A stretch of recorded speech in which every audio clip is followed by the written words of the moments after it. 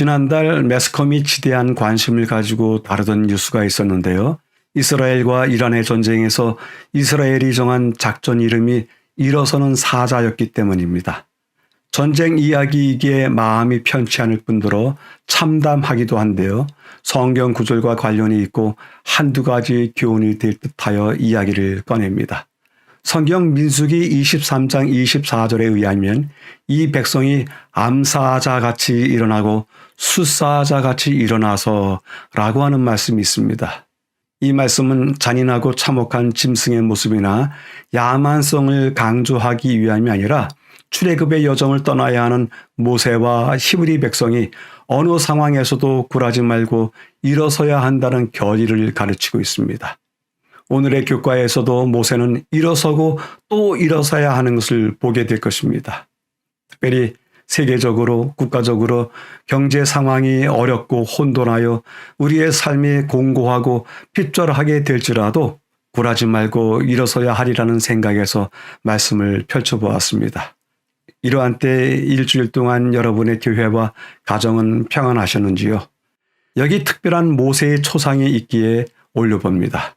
우리는 대부분 모세가 위대한 지도자라고 여기기 때문에 역동적이고 강렬하며 진취적이라고 생각하기에 자주 뒤로 물러서고 고민하고 눈에 가시 같은 것이 박혀있는 연약한 사람이라는 것을 잊는 때가 많습니다. 오늘은 모세가 그런 부족한 사람이라는 것을 배우게 되는데요. 그가 강력한 지도자가 된 것은 하늘을 바라보며 간절히 바라는 까닭이라 설명하는 듯한 모세의 초상입니다. 이번 주 제3과의 제목은 험난한 시작입니다. 부르심을 받은 모세 앞에 놓인 상황이 어떠한지 살펴보겠습니다.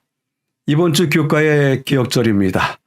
이스라엘의 하나님 여호와께서 이같이 말씀하시기를 내 백성을 보내라. 그러면 그들이 광야에서 내 앞에 절기를 지킬 것이니라 하셨나이다. 바로가 이르되 여호와가 누구이기에 내가 그의 목소리를 듣고 이스라엘을 보내겠느냐? 나는 여호와를 알지 못하니 이스라엘을 보내지 아니하리라 이야기합니다. 이번 주 성경절에서 역력히 눈에 띄는 부분은 여호와가 누구이기에 이스라엘을 보내겠느냐?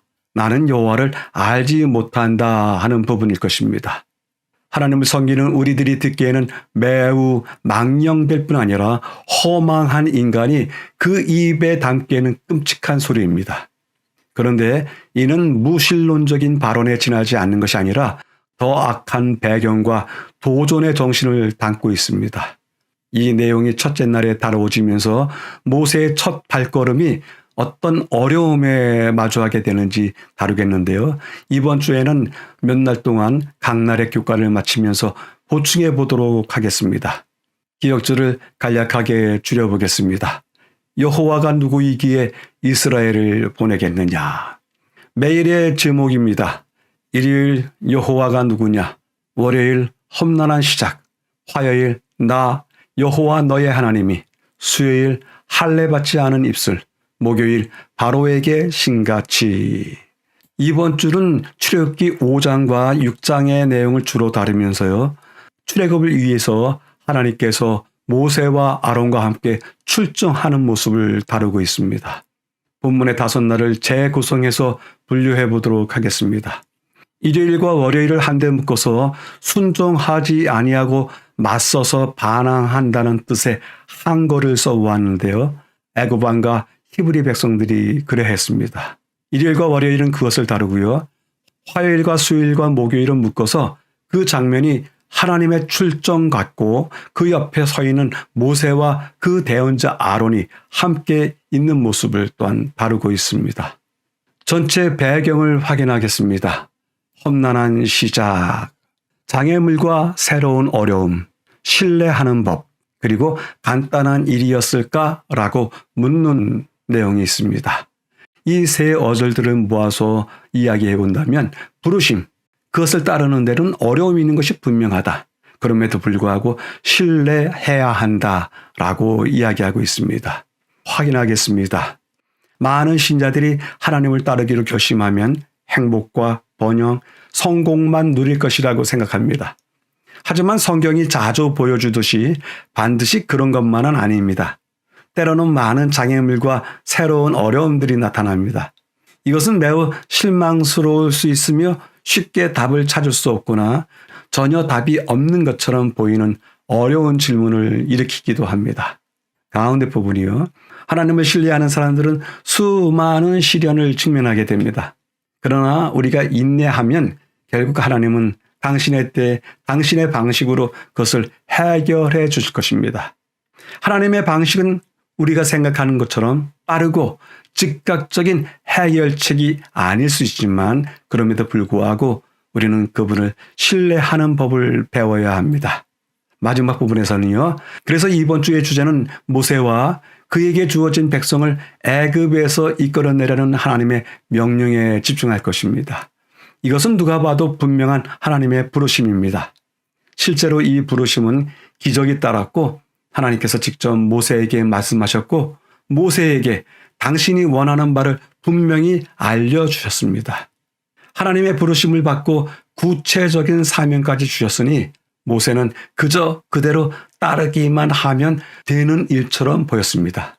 그런데 정말 그렇게 간단한 일이었을까요? 어떻게 되었는지 함께 살펴보도록 하겠습니다. 비록 적은 분량의 내용이지만 전체 배경을 요약해 보겠습니다. 험난한 시작인데요. 주제는 사명에 따른 첫 발걸음, 장애물과 어려움이 있다.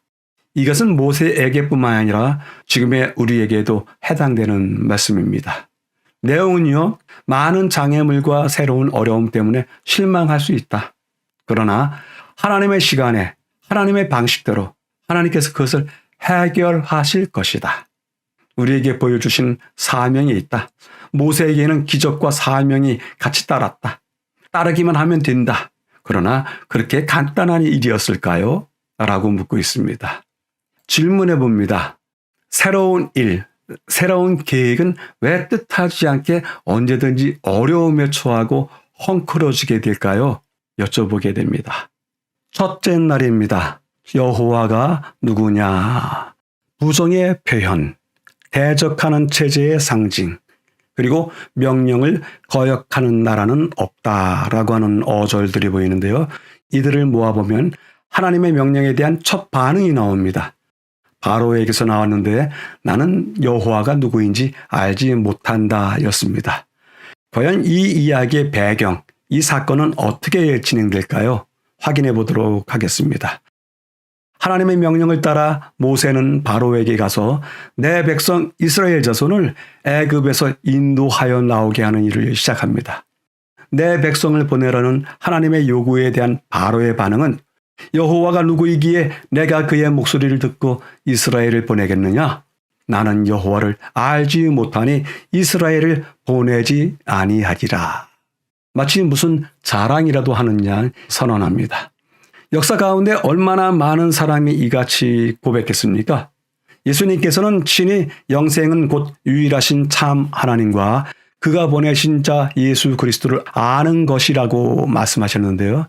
참 하나님을 모른다니 참으로 비극적인 일이 바로에게 시작이 될 것입니다. 가운데 부분에서는요.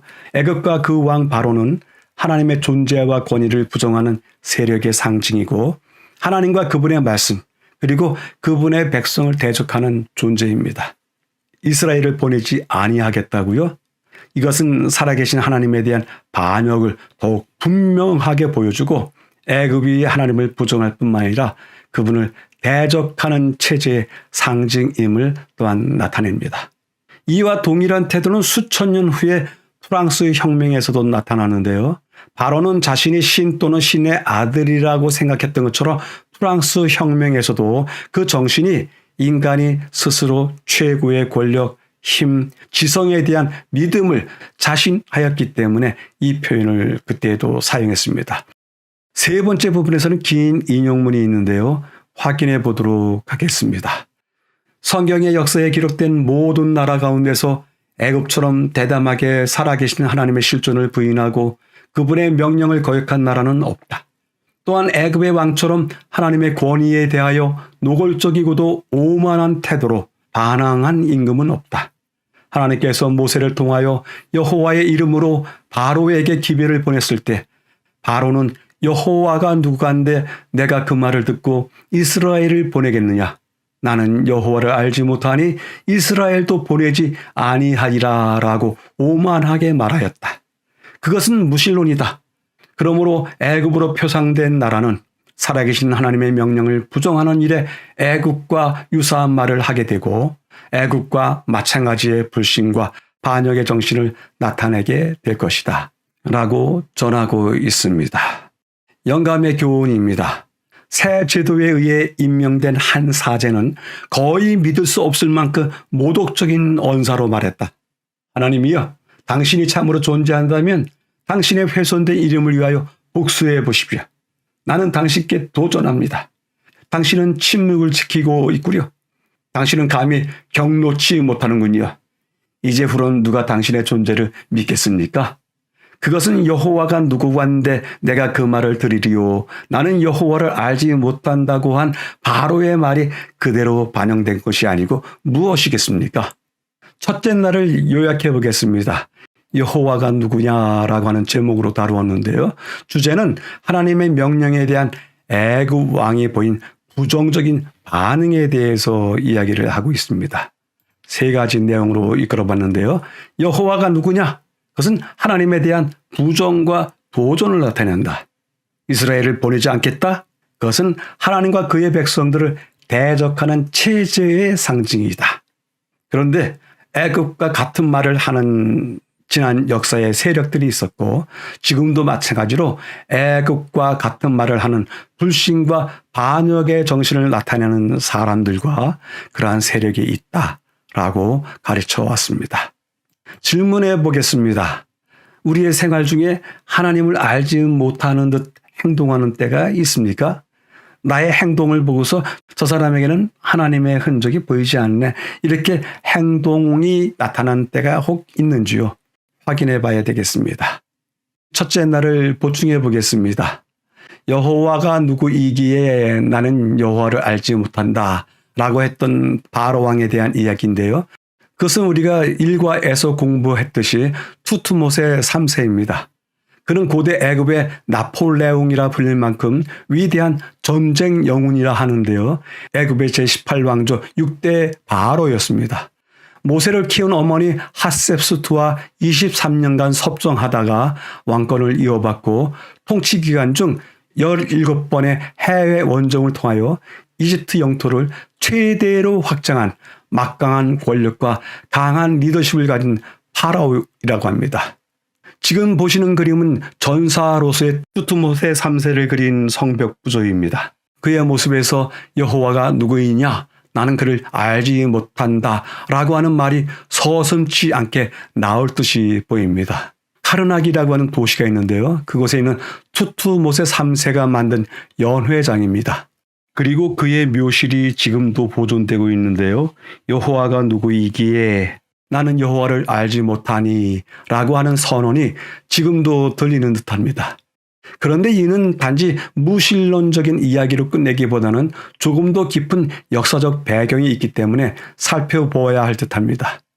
애굽은 무신론적인 나라가 아닙니다. 신이 창궐하는 나라였습니다. 지금 보시는 신들은 오시리스, 아누비스, 호루스 신인데요. 왕들의 무덤 구역인 왕가의 계곡에서 발굴된 벽화에 등장합니다. 고고학 자료에 따르면 고대 애굽에는 인간, 자연, 동물에 이르기까지 1400여 신들을 섬겼다고 합니다. 이에 애굽은 우상의 제국, 신들의 세상인데요. 고대 헬라도 마찬가지였습니다. 그런 입장에서 바로는 숱한 신들 가운데 여호와라고 하는 신에 대해서는 들어보지도 알지도 못했을 것입니다. 바로 자신이 신이고 제사장이기 때문에 신들을 암직하지만 여호와 하나님이라고 하는 신은 알지 못했습니다. 특히 그 신이 나는 스스로 있는 자라고 선언하시는 분이시기 때문에 더욱 알지 못했을 것입니다. 애굽의 신들은 인간 삶과 자연과 동물들과 관련이 있기에 스스로 있는 신 여호와는 없습니다. 더더욱 태양신의 아들로서 그가 아는 신의 명단에는 여호와가 없는 것입니다. 오늘날의 세상도 마찬가지입니다. 여호와를 모르는 세상 거민들이 있고 하나님이 우리 편이라고 말하지만 하나님의 편에 서 있지 아니하는 하나님의 백성 이스라엘들처럼 지금도 그러한 이스라엘이 있습니다. 옛날 여호와께서 생명이 없는 신들을 향하여 벌인 전쟁처럼 오늘도 이 전쟁은 계속되고 있습니다. 바로의 선언 속에 나와 있는 정신, 즉 여호와가 누구이간데 나는 그를 알지 못한다라고 하는 이 정신이 우리에게서도 종종 흘러나오는 때가 있다고 지적하는 분들이 계신데요. 그것은 우리도 여호와가 누구이신지 두려워하지 아니할 때이고 자신의 사적 욕망과 행동을 굽히지 아니하려고 할 때 그 모습이 보인다고 합니다. 되새겨볼 만한 지적이고 우리 스스로 신앙의 내면을 더욱더 갈고 닦아야 할 듯합니다. 바로의 선언에 대해서 하나님께서 어찌 대응하시는지는 셋째 날에 가서 확인하도록 하겠습니다.